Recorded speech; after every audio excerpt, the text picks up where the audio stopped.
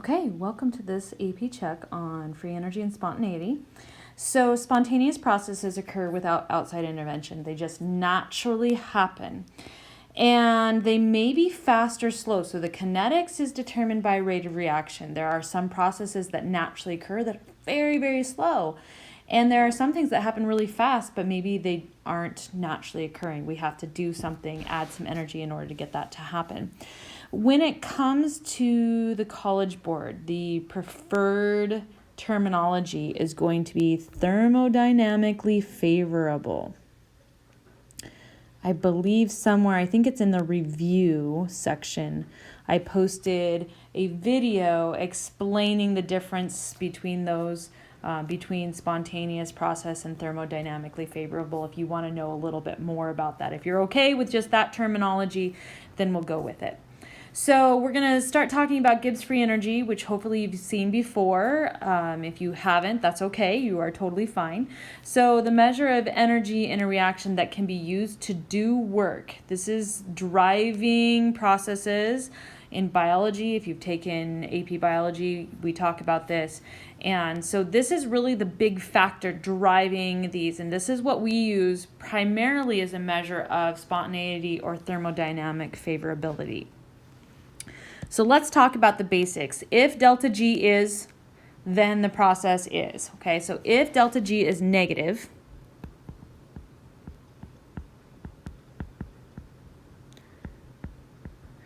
then the process is going to be spontaneous. Okay.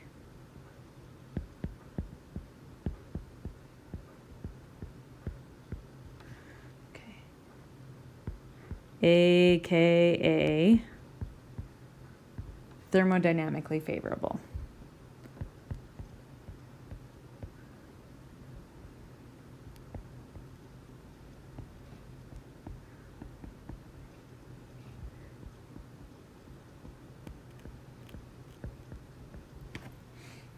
All right.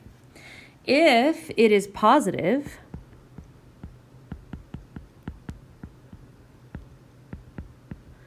then it is going to be non-spontaneous.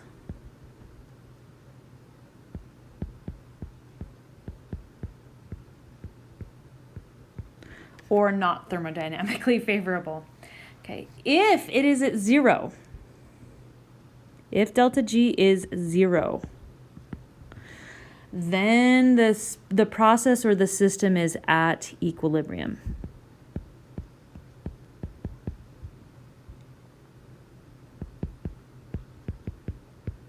Okay, and that becomes important as we move through some of these topics in this particular unit.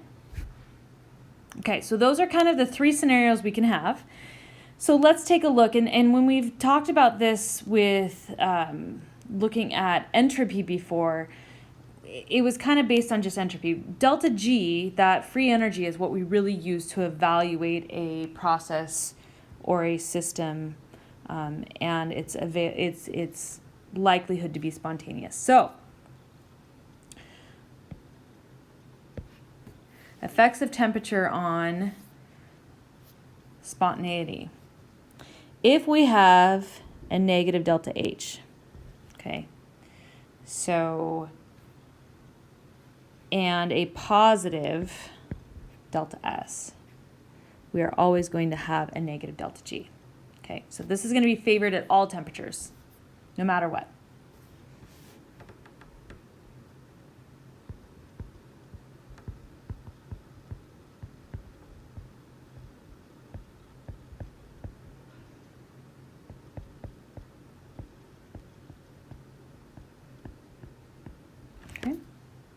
If we have the opposite of that, we have a positive enthalpy and a negative entropy, we are always going to end up with a positive delta G. Okay, so that's going to be not favored.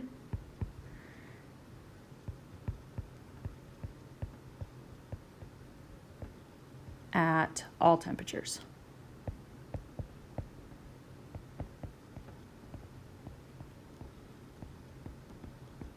Okay. The last two scenarios is what happens if both enthalpy and entropy are the same sign. And so that's when it is going to be temperature dependent So we have a negative and a negative. We don't know. Now, this is relatively speaking. We actually have to determine what the actual temperature barrier would be, but this is going to be favored, or a negative delta G, at low temperatures.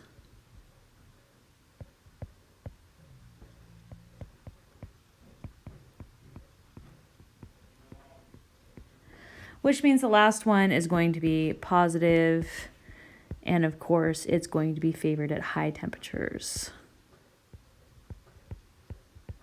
Not positive delta G, it would be a negative delta G, of course, at high temperatures.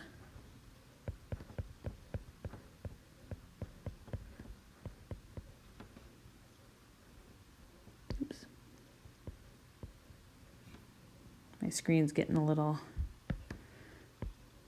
picky here.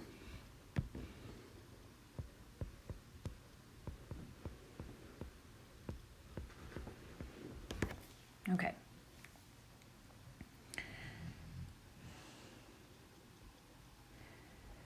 Okay, so let's take a look at this scenario with delta G being at 0, and we'll come back and talk about this later on a little bit with equilibrium. But just kind of a quick thing, if delta G is going to be 0, okay, so we'll make delta G 0. Oh, let me go back up top here and get our equation. Forgot to write that down. So delta G is equal to delta H minus T delta S. Okay, temperature times delta S. That might make a little more sense on where I'm coming up with these scenarios. And so we can kind of plug some random arbitrary. So that's the thing. If you ever forget what this list is for thermodynamic favorability, plug some things into this equation and see what comes up. Okay, and so that'll kind of give you a little bit of assistance if you don't remember the long list of things. Okay, so let's go ahead and in this particular situation plug in delta G is 0. So if delta G is 0,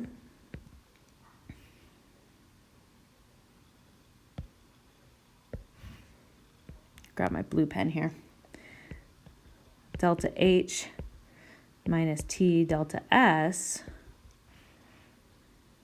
we can actually use a different equation. So if delta G is 0, we can evaluate to figure out temperature.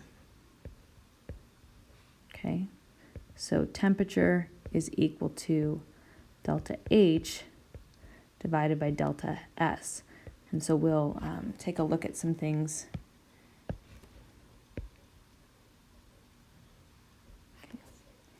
So when are some things that, when might we see some things that are at equilibrium? So a process at equilibrium. Let's just kind of jot a couple things down here. When we see phase changes, that is a situation of equilibrium. Okay, so phase change is an example. There could be other situations for that, but anytime you're at boiling point, freezing point, etc. Okay, so those are some scenarios. Okay, so now we are into some problems where we're just given some general data and asked if the system will be spontaneous or not under these conditions. So basically, we're just going to go ahead and evaluate and calculate for delta G. I didn't bring up my calculator today. I've just pre-calculated these values to make this go a little bit faster. Okay, so delta G. And one of the things you really have to watch with these situations is a lot of times you are not given these in the same value. So watch that. Make sure that you have joules and joules or kilojoules and kilojoules, because as you see in the second one, we do not have that situation. So that's going to require us to do a little bit of a change in the unit, okay, just to get us to be right in the same unit. Okay, so in this first one, we have them both in the same unit, so that's great. That's a first check. So negative 35. Oh, no, the first one is not. There we go. It's in kilojoules. Okay. So I'm just going to go ahead and put that into joules. You could go either way, but I'm just going to go ahead and put that in joules. So 35,000. Okay, we're going to move that decimal over 3 places to the right, and that'll make that into joules per mole. So I just went ahead and automatically did that. Okay, and then I'm going to subtract from that the temperature in Kelvin, so we want to make sure we're in Kelvin, which is 425 Kelvin times 10 joules per mole Kelvin. So joules per mole Kelvin. You don't have to put the little dot there. I'm just going to go ahead and do that. So that allows us to go ahead and cancel our units. Kelvin's going to cancel. We're in joules per mole for both of them, so we can go ahead and do the subtraction on that. And when I calculated this earlier, I got a negative 39,000 joules. Now, in this particular case, it doesn't really matter whether we're in joules or kilojoules unless we're asked for one of them specifically, because what that tells us with that negative value is we have a negative delta G. Okay, so if it's a negative delta G, we know it is spontaneous or thermodynamically favorable. Okay.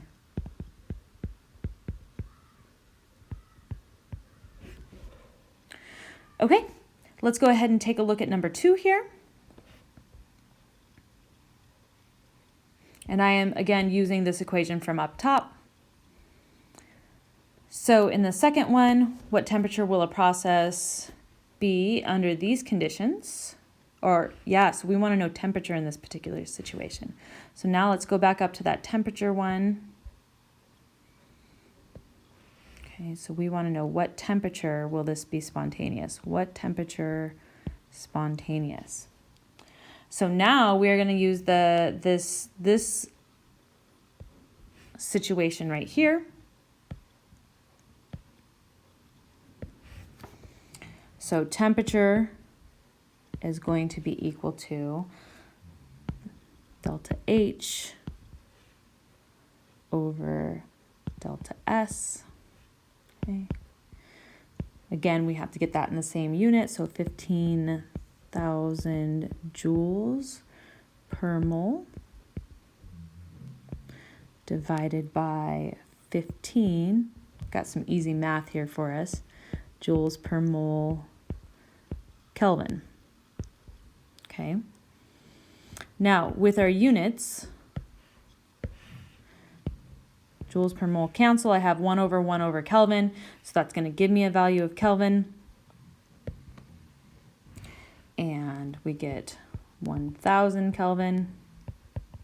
Okay. So this is the minimum, because in this situation, if we go back up, both of them were positive. It's favored at high temperatures. So because it's favored at a high temperature, this is the minimum equilibrium temperature. Okay. So let me write that here. So this is the minimum because it's favored at high temperatures. Okay, so this is the whole reason here for this one. So minimum temperature. So that means the process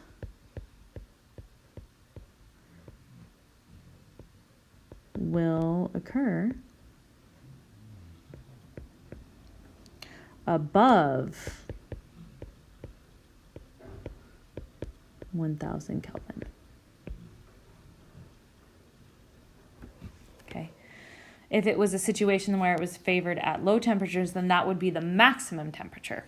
So kind of keep that in mind. There's some evaluation that has to go along with the mathematics on these. Okay, again, we're going to have a melting point temperature. Okay, so we're going to be looking for temperature under a situation. Melting point temperature, we know that's going to be an equilibrium process, so things to consider there. All right, and let's go ahead and plug these ones in.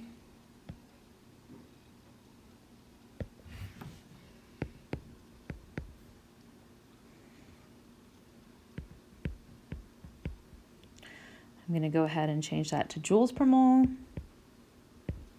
Again, 22.1 joules per mole Kelvin.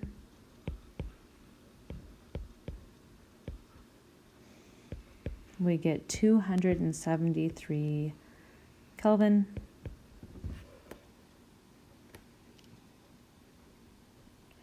Okay. And if you think about that, this is actually going to be for water because this is the data for H2O. Okay. Or the melting point.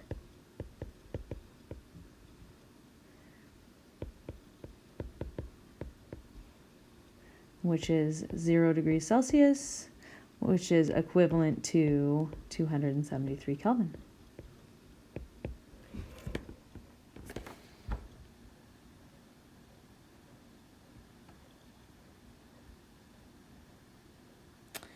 All right, so now let's kind of switch gears to free energy and chemical reactions. There's a lot in this particular check. So a system at constant temperature and pressure will proceed spontaneously in the direction that lowers the free energy. So we can take a look at some values.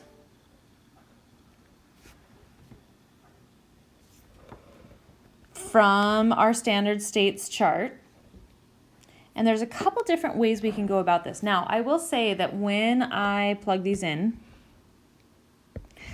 sometimes if I'm using different methods, I get slightly different answers. I'm not sure why. We've just ran into that before. So keep that in mind, that if you have slightly different answers, I don't know if there's some rounding errors that happen.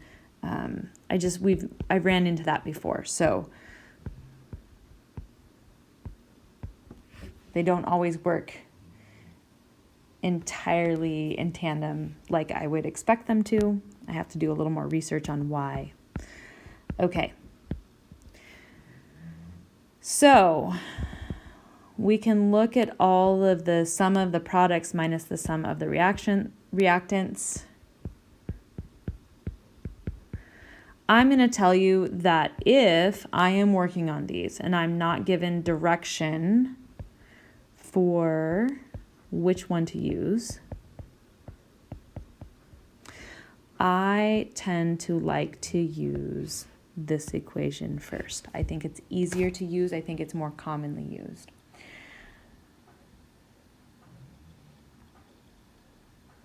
However, we may not always use that. So in the first one, it says calculate the values for combustion of methane. Okay.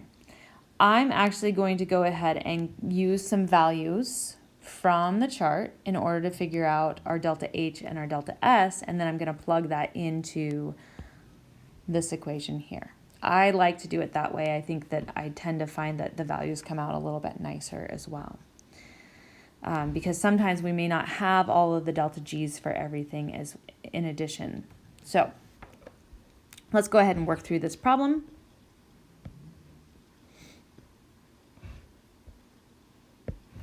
Okay, let's do our delta H. Okay, and I pulled all of the values already to determine delta H from everything. So remember, it's always going to be the sum of the reactant or sum of the products minus sum of the reactants when it comes to delta H or delta S. So we're going to have negative 393.5. I think that is for the carbon dioxide. Yep, it's for the CO2. Plus 2 times, and for water, and remember the state of matter is going to be important, so that's in the gaseous state, so that's going to be negative 242. Okay, and these are all in kilojoules. Minus negative 75, that's for the methane, plus 2 times 0, of course, any element in its natural state. So all of your diatomics are going to be 0. Okay, you don't actually have to write that in. I just am writing that in to show you that. Okay, so I calculated that earlier and got 802.5 kilojoules per mole. Okay, let's go ahead and get the value for delta S. I'm going to do this a little quicker. 214 plus 2 for the 2 waters times 189 minus 186 plus 2 times 205. You may want to take a look at a paper copy, a physical copy next to you to double check those values, see where those are coming from. So -4, and these ones are actually in joules per mole Kelvin. So we're going to go ahead and convert to the same unit.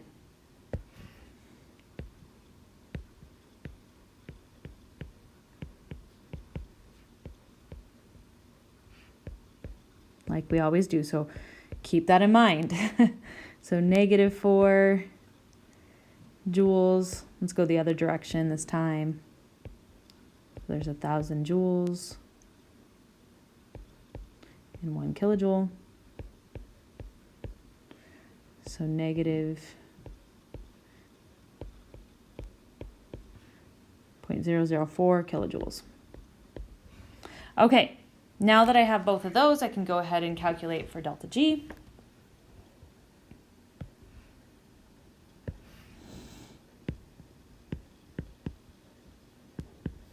So we're going to take that -802.5 for the delta H, kilojoules per mole, minus temperatures at 298 Kelvin,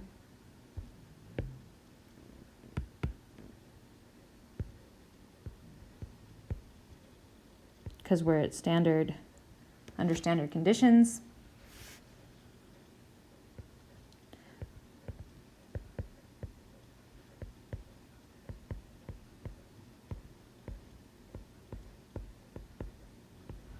Okay.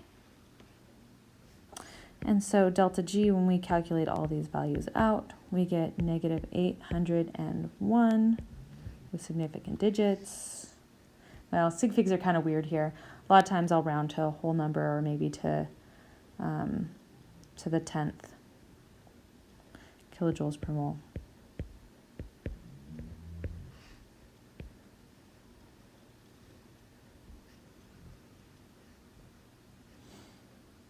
All right.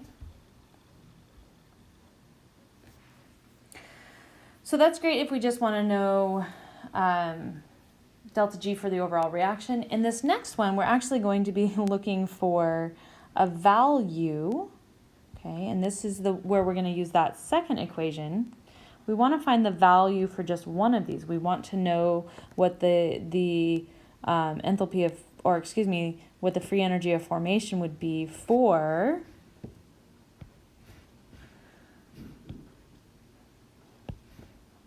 SF4.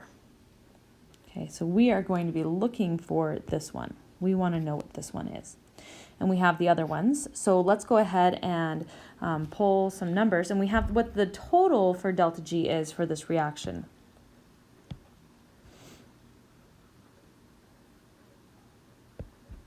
Okay. So we're going to plug this value in for delta G, -374 kilojoules.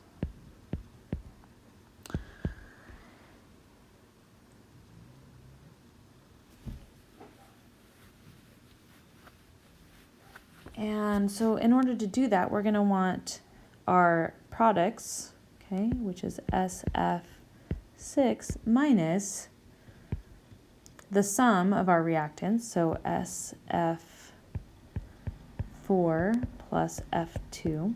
Okay, of course, F2 is going to be 0. And so we can then plug in some values for these. So negative 374 kilojoules on the chart. SF6 is going to be negative 1105, and these are going to be our delta G values. Okay, so these are delta G values.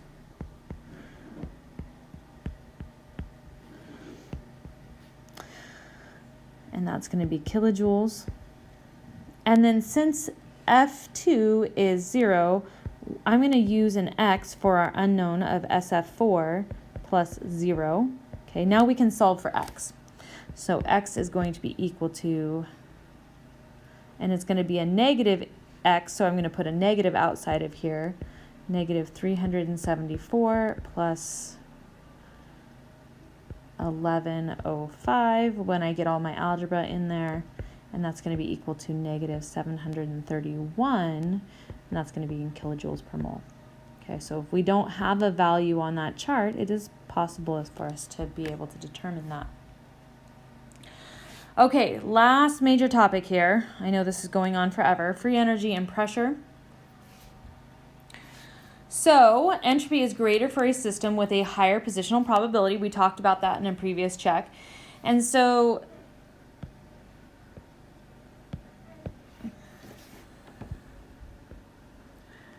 S is going to be of a large volume, okay, more space, so more higher positional probability is greater than S for a small volume.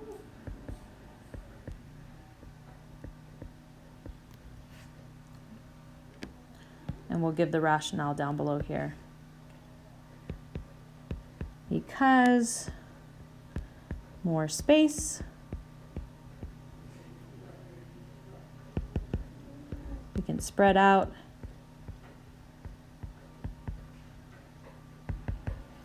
So it's more random.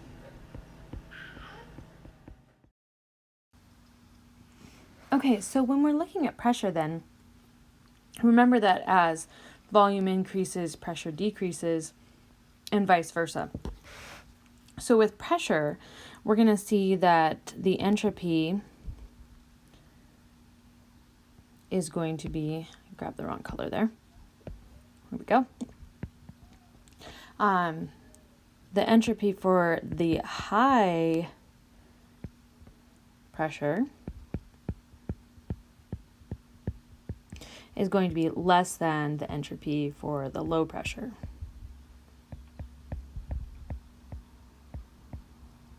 Okay, so low pressure means that those particles are not going to be compressed as much, and so therefore they're going to have greater positional probability or going to be able to move. So this is going to be a situation where we have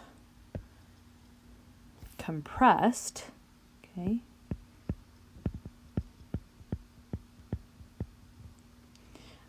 with high pressure versus expanded with low pressure. And if it's expanded, then there's more potential to for those particles to be able to spread out. Okay. So let's take a look at some equations then that we can utilize to be able to tell what's going on when we do have gas reactions. So for a gas reaction, free energy of the reaction can be determined using standard free energy of formation and partial pressures applied as the natural log of the reaction quotient. Okay, so what does that mean? Let's go ahead and draw up our equation here. So we have delta G is equal to delta G under standard conditions. Okay, so remember, delta G is just whatever it is under any given conditions. Delta G prime, the little degree sign there, is under standard conditions. Plus RT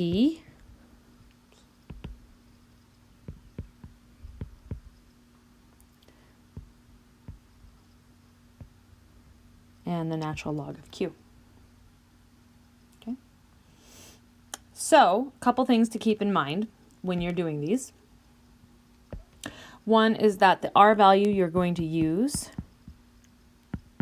is going to be the 8.314 value on your chart, joules per mole Kelvin. Remember also, Q is K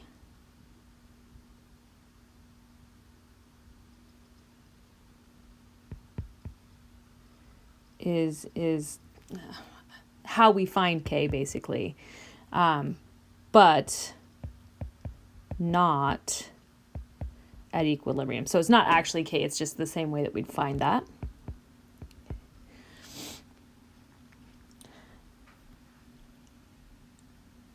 Okay. And then also we can go back to that whole idea that we can find delta G in a couple different ways. Oops.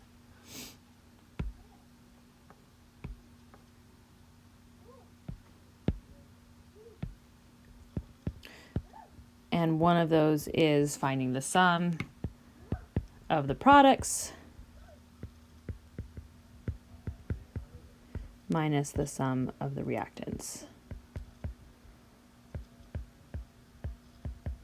Okay. All right. So let's work through a problem then. So in this problem, what is the free energy for the following reaction at 298 Kelvin when pressure of NO2 is 0.15 atmosphere and pressure of N2O4 is 0.37 atmospheres? Okay. Now, even though we have 298 Kelvin, we're definitely not at 1 atmosphere total of pressure. So let's go ahead and work through these. So the first thing we want to do, let's go back up here. Okay. So our delta G, under standard conditions for each one of these, and I've already gone ahead and gone in and grabbed those values from the appendix. I think it's appendix 4 in the Zumdahl book. So 98 kilojoules per mole for the N2O4, that's our products. Minus, and we have 2 of these guys, so it's going to be 2 times the value for that, which is 52 kilojoules per mole. And that's going to give us negative 6 kilojoules per mole. Or, okay, negative 6,000 joules per mole.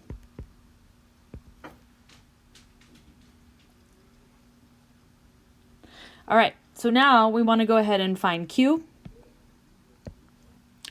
So Q, and when we're doing this with pressure, we can, instead of using concentration, we can use the partial pressure. So it's the partial pressure of the products, N2O4, because it's always products over reactants, and then the partial pressure of the NO2. And of course, we have to then take into consideration that we have to square that. So we'll go ahead and plug in those values that we have. So for N2O4, we have 0.37 atmospheres divided by, on the bottom, we're going to have our 0.15 atmospheres.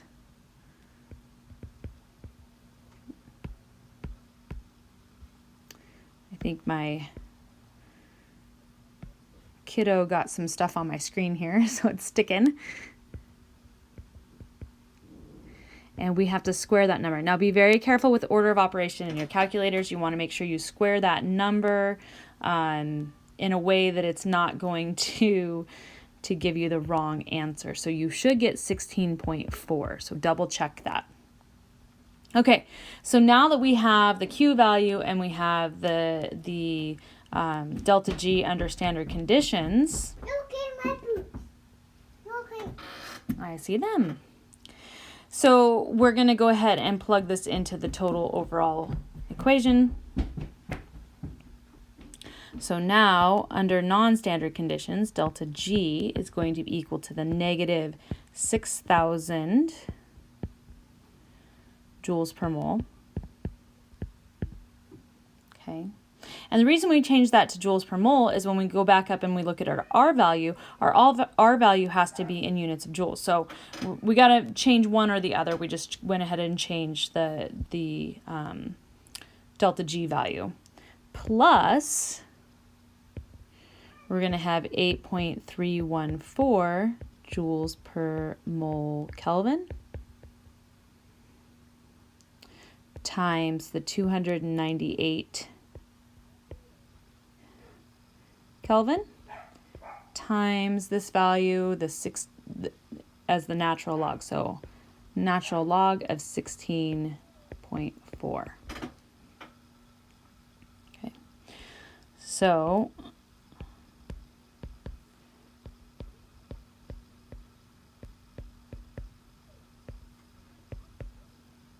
when I do all of these together, I ended up getting 6930 joules per mole. And when I add those together, we get 930 joules per mole.